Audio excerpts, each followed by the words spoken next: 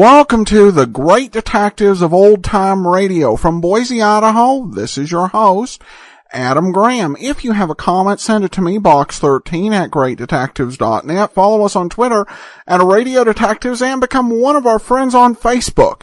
Facebook.com/Radio Detectives. Before we do get started, I want to remind you of a couple other podcasts out there. Be sure and check out The War, thewar.greatdetectives.net, as we're into the final 3 weeks of the show. Be sure and check that out. Also, laserandsword.com, the Old Time Radio Superman show. New episodes resume on Sunday nights, so be sure and listen to that at laserandsword.com. All right. Well, now it's time to go ahead and take a listen to today's episode of yours truly, Johnny Dollar, The Clever Chemist Matter. From Hollywood, it's time now for... Johnny Dollar. This is Harry Branson at Philadelphia Mutual Life and Casualty Company. Oh, hello, Harry. What's with you? John, I have a case I'd like you to handle for us. It's somewhat unusual. Have you ever handed me one that wasn't completely screwy? I said unusual. And I said screwy. So now that we understand each other, what's it all about? Well, absolutely nothing yet.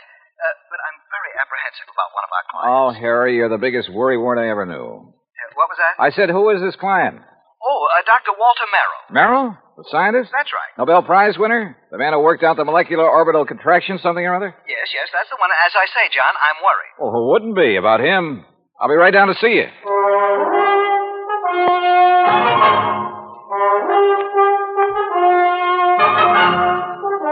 Bob Bailey in the exciting adventures of the man with the action-packed expense account. America's fabulous freelance insurance investigator. Yours truly, Johnny Dollar.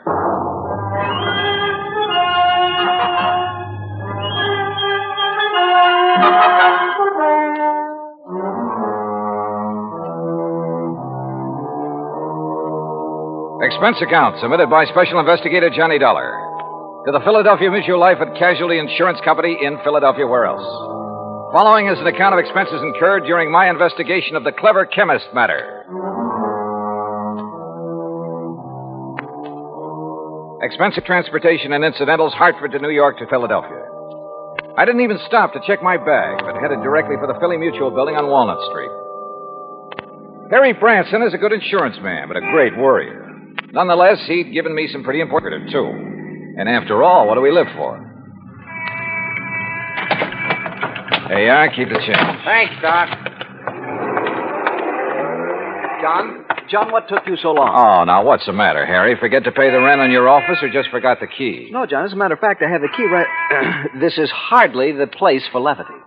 Well, surely you haven't been waiting here on the sidewalk ever since you called me. No, I haven't, but by checking plane schedules, I was able to determine when you'd arrive almost to the minute, and not wanting to waste time taking you upstairs to the office. Pretty urgent matter, huh? For you should be here shortly. What?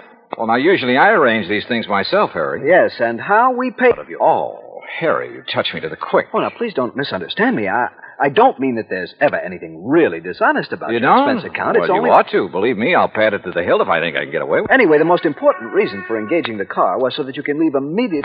Malaga? Yes, New Jersey. It's a... Is that where Dr. Merrill is? Yes, as is his custom, he chooses to work in some isolated spot where he can't possibly be disturbed.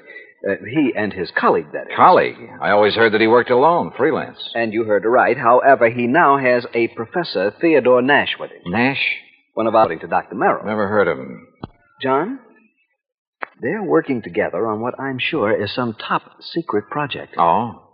Oh, say, wait. Didn't Merrill have something to do with the early rocket experiments? Precisely. Which is why I suspect their present work may have something to do with the space satellite or intercontinental missiles or something of the sort. Yeah, possible. But what has all this got to do with you? Their insurance. Dr. Merrill has had a policy with us for some years. $25,000. Oh, and He took out a policy for $10,000. beneficiary? Nash made Dr. Merrill his beneficiary. Oh, well, that sort of thing is often done between men working together. Harry, you know that. Yes, so that if anything happens to one, the other will be financially able to carry on what they've started. Sure, right. Which is no doubt why Dr. Merrill changed the beneficiary of his policy to Theodore Nash. So, what's the worry?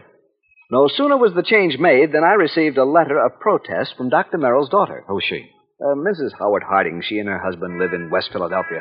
He's a welder for an aviation company, I think. Well, what did she base her protest on, Harry? She claims her father must have been coerced into changing the policy. Oh, now, wait a minute.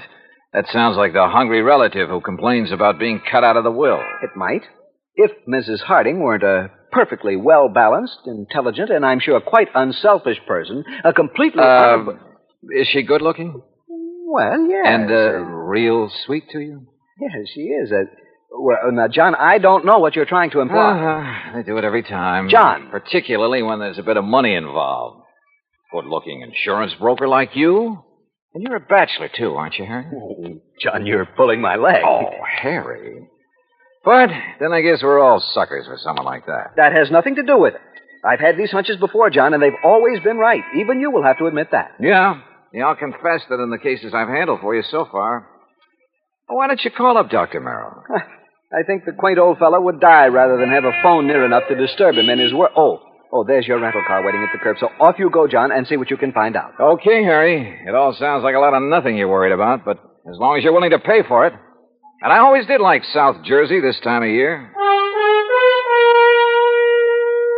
I drove across the Delaware River Bridge into Jersey and headed for Route 45 to Westville, Woodbury, and finally Pittman, where I picked up Route 47.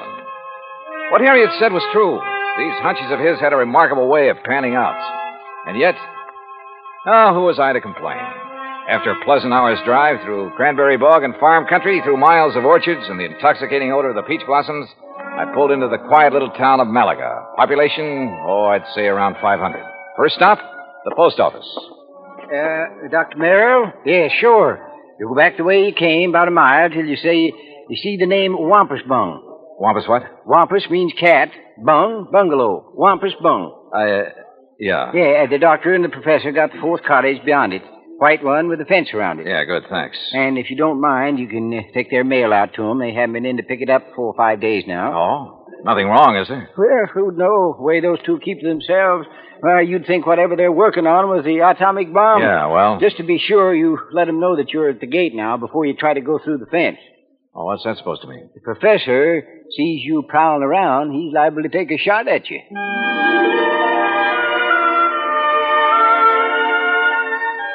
As I drove back and toward the edge of Little Malaga Lake, the idea of getting shot at by anyone living in this peaceful, quiet place seemed ridiculous. The lake itself, by the way, looked pretty inviting. I made a mental note to come back here on my own sometime after the fishing season opened. As the postmaster had indicated, the fourth cottage beyond Wampus Bung was heavily fenced in, so I gave notice of my arrival.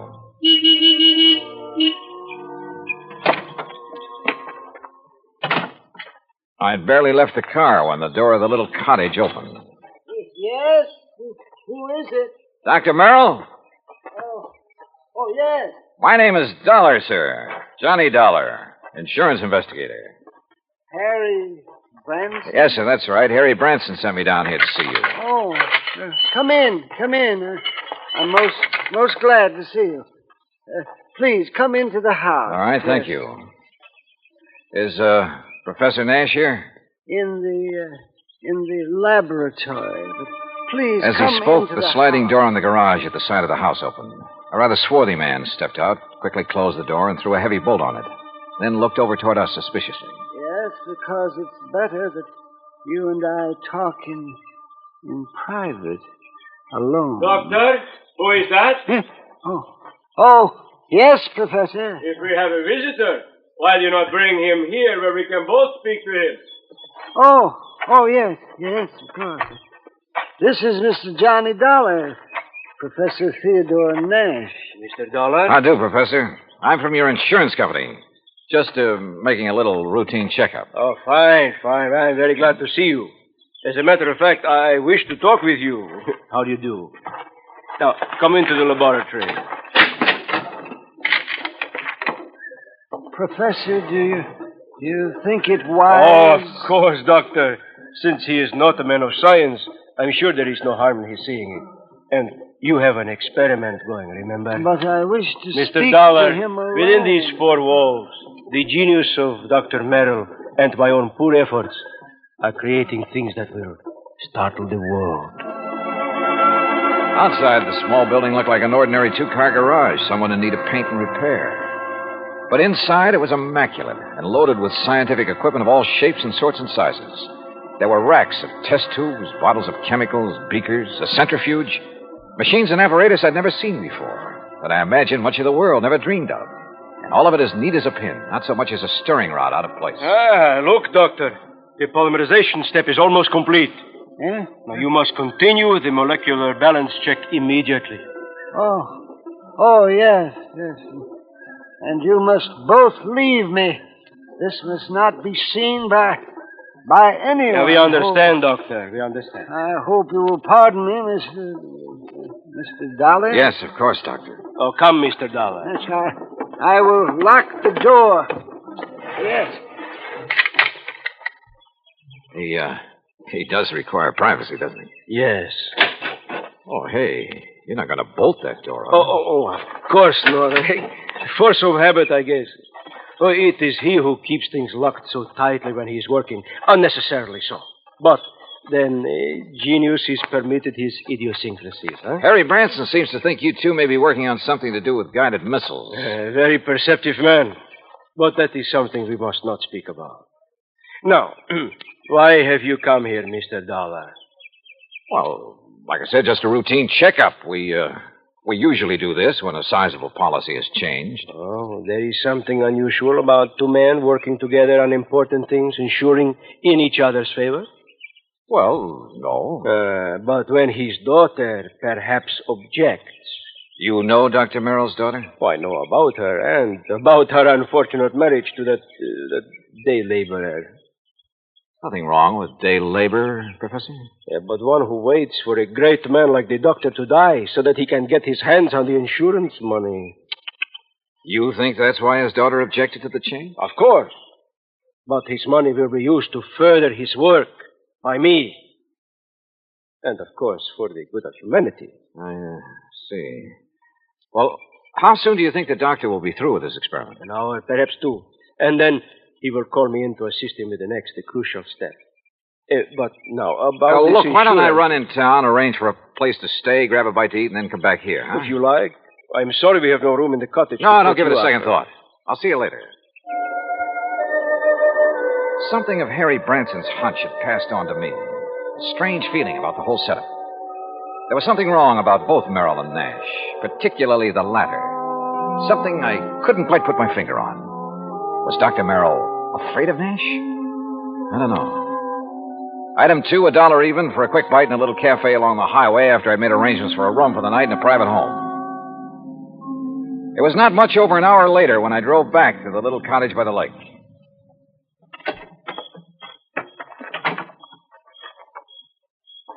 And then I heard it. Someone pounding on the door of the laboratory from the inside. Someone calling for help. Professor! But the lock's on the inside. Turn the lock. What? Bolt here on the... Oh, what are you... Oh. Oh, thank heaven. Good Lord, Professor. What happened to you? You look like you've been run over by... Dr. Merrill. Oh, too late. Too late. Professor, what happened here? He beat me. Threw acid at me. The doctor? No, the man. Then he killed the doctor with a gun. He killed him. Who, Professor? Who? I don't know.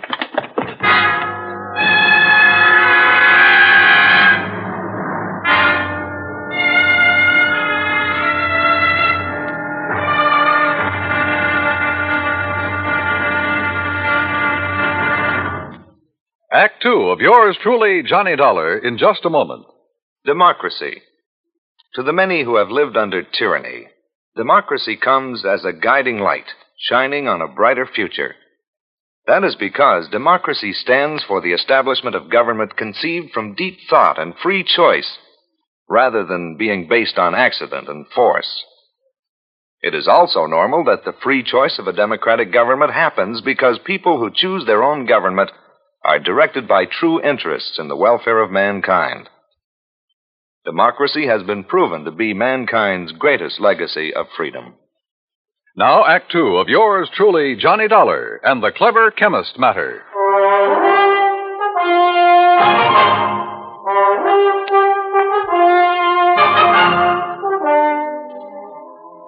Expense account item 3, $10 for the services of one Dr. Frederick Foote, the only resident medico in the little town of Malaga, New Jersey.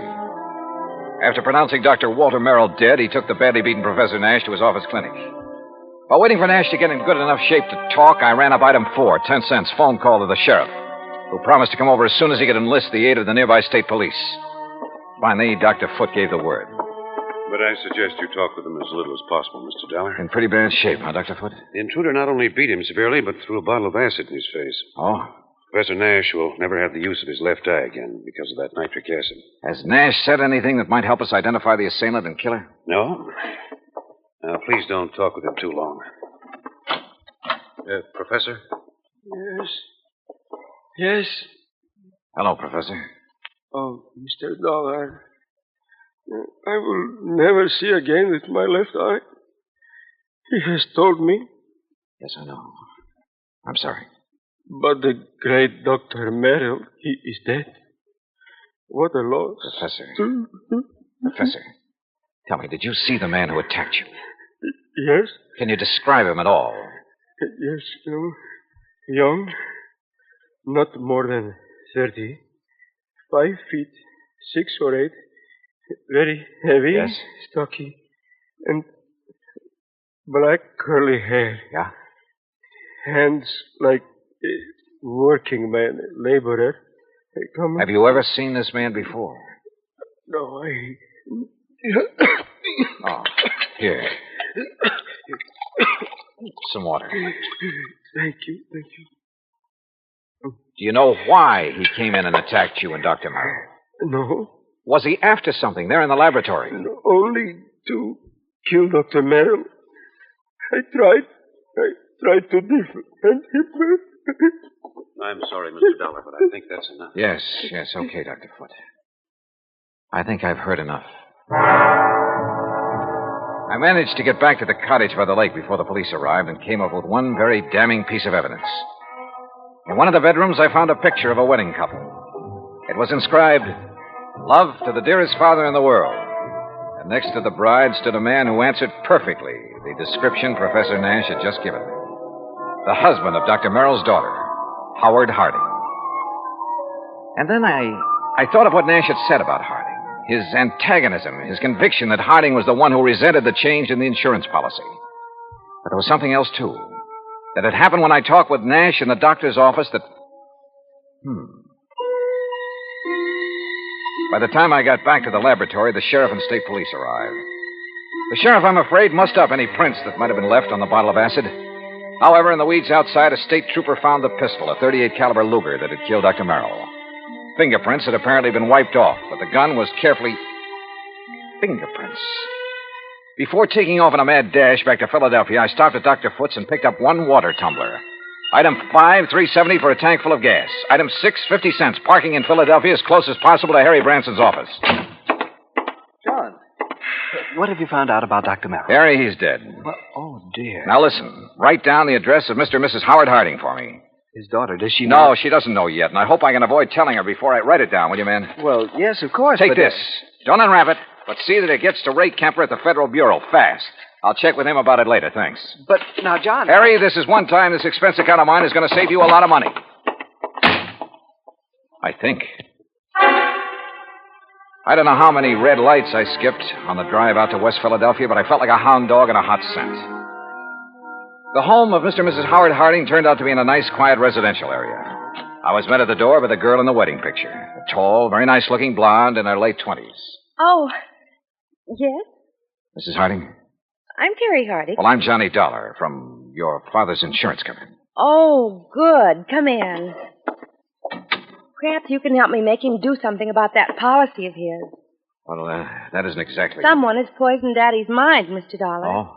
What do you mean? It isn't that I need the money if Daddy dies, which heaven forbid. No.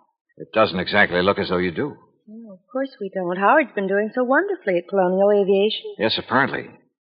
And I'd had a notion he was just a laborer or something. Oh, dear, no. That's what Daddy called him because he wasn't too fond of Howard. And that is the way Howard started before we were married, but now he's one of the officers of the company. Where is he, Mrs. Harding? Well, as a matter of fact, I thought you were Howard when you drove up just now. He's been fishing. Fishing? On some little lake over in Jersey. He goes every Saturday all by himself. Malaga Lake? No, Malika's where Daddy was. Mm-hmm. He and that. That what, Mrs. Harding? Well, I don't know. It's Howard, I guess. What do you mean? Howard has never liked or trusted him, even though they've never actually met. When Daddy changed his insurance to name that professor, there is something wrong about that man, Mr. Dollar. What, Mrs. Harding? I don't know. Daddy always worked alone until he came along. Daddy's such an alert, bright-eyed little busybody in spite of his Wait a age. minute. Your father... Like a cute little wound-up spring, hopping about like a... Mrs. Harding. Yes? Mrs. Harding, when I saw your father... You've seen Daddy. Well, then you know what I mean. He was tired. Almost in a daze. He spoke with difficulty. Oh, no, you're mistaken. He chatters away like a jaybird. What is it, Mr. Dollar? Oh, he must have been doped. He looked as though... Hi, honey. Well, I'm just as lousy a fisherman as usual. Not a single... Oh, excuse me. Mr. Harding, just tell me one thing. Well, that depends. Who are you? Mr. Dollar's from the insurance company, darling. Not Johnny Dollar. Yeah, that's right. Well, I've certainly heard of you. Tell me... No, you tell me, Harding. Where have you been? Why, fishing. Where?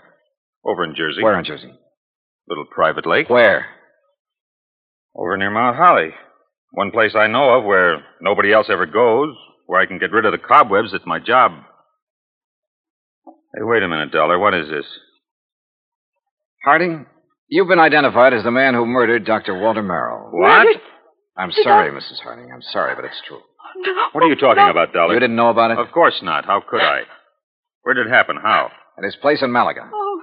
Professor Nash. I'll kill that man. You'll take it easy. You seem to forget that so far you're the only suspect in the case. You're out of your mind. If it was anybody, it was that Nash. Never have trusted that man.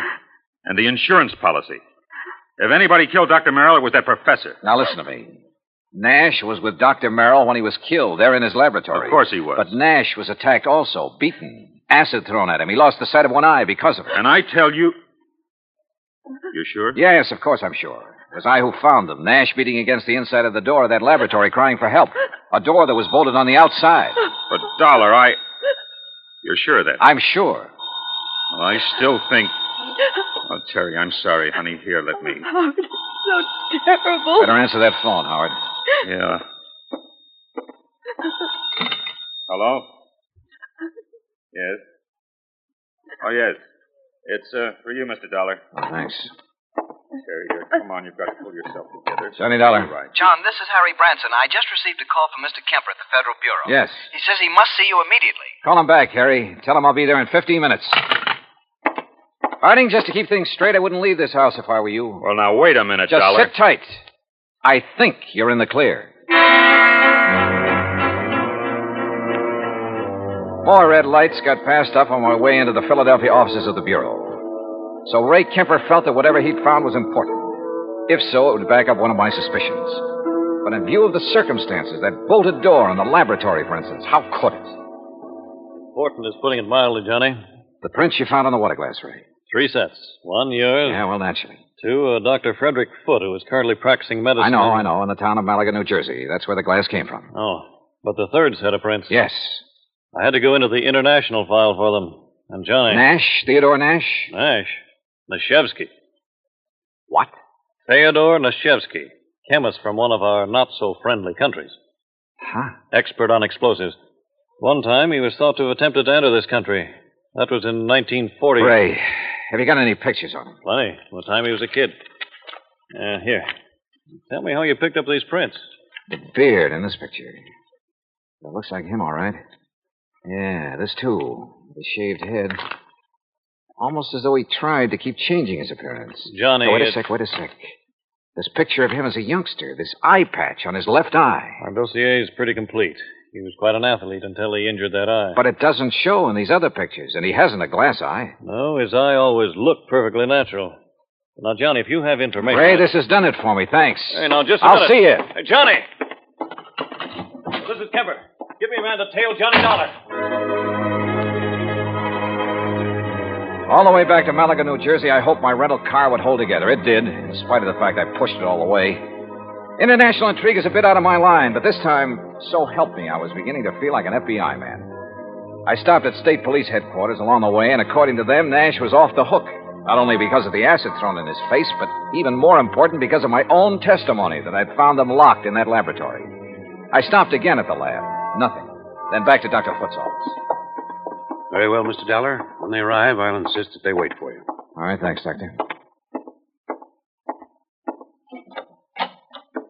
Well, Professor, you're sitting up. Oh, have they found anything, Mr. Dollar?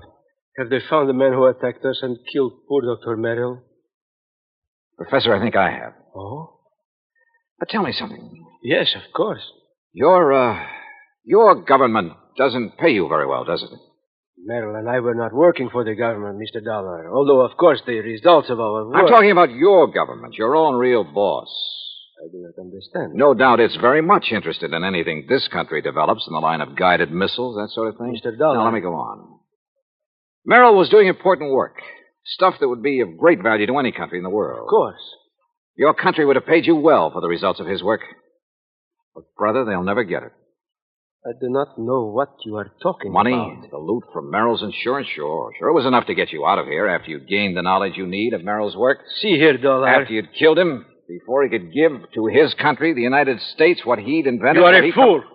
I was beaten, The poor too. old man put up a pretty stiff fight, didn't he? Do you think I would have done this to myself? You gave yourself away earlier when you reached out for a glass of water I handed you right here in this room. A man who'd lost his sight in one eye would have lost his aim until he got used to it. Funny, though, it didn't come to me until You later. are mad. You haven't seen out of that left eye since you were a kid. I tell you, you are mad. And a little acid burn to make it look like somebody had thrown it at you would be well worth the alibi it gave you. Fyodor. That's right, Fyodor Nashevsky. Listen to me. You were the one who found us locked in, the door bolted from the outside. You found us. Yeah. Also the cord, the string you used to pull the bolt to. That you looped over the bolt and pulled after you got inside. You couldn't have. I dropped it in a vat of acid. Yeah. Thanks. I was bluffing. But I made a lucky guess. What?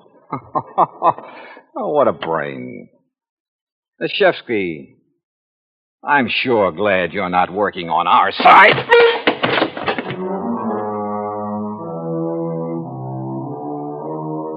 The capsule he fished out of his pocket never got to his mouth. And I'm afraid he won't see very well out of his other eye for a while. My knuckles still hurt. And it was lucky for him that the police arrived. I'm afraid I don't like guys like him.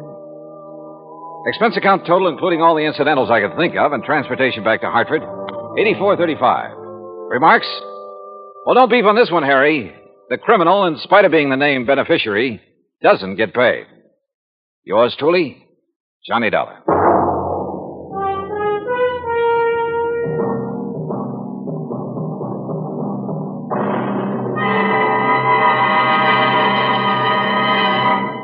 Now, here is our star to tell you about next week's story. Next week, a real close look at a little-known but very dramatic side of Hollywood. Join us, won't you? Yours truly, Johnny Dollar.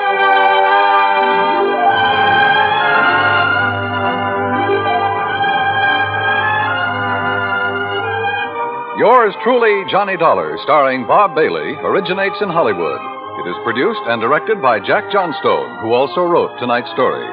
Heard in our cast were Virginia Gregg, Harry Bartell, Howard McNear, Forrest Lewis, Jack Crucian, Russell Thorson, Frank Gersel, and Bob Bruce. Musical supervision is by Amerigo Marino. Be sure to join us next week, same time and station, for another exciting story of yours truly, Johnny Dollar.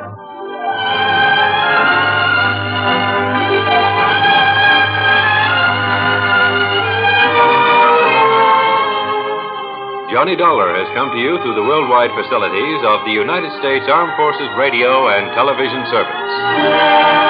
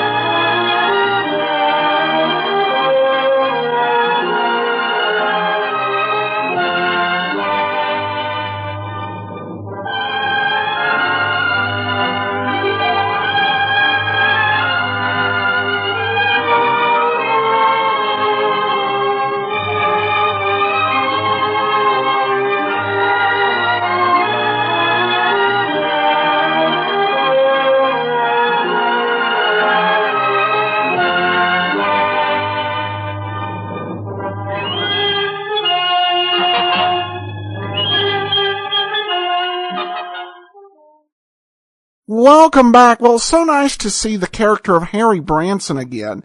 He had been very prominent in some of the 5-part stories.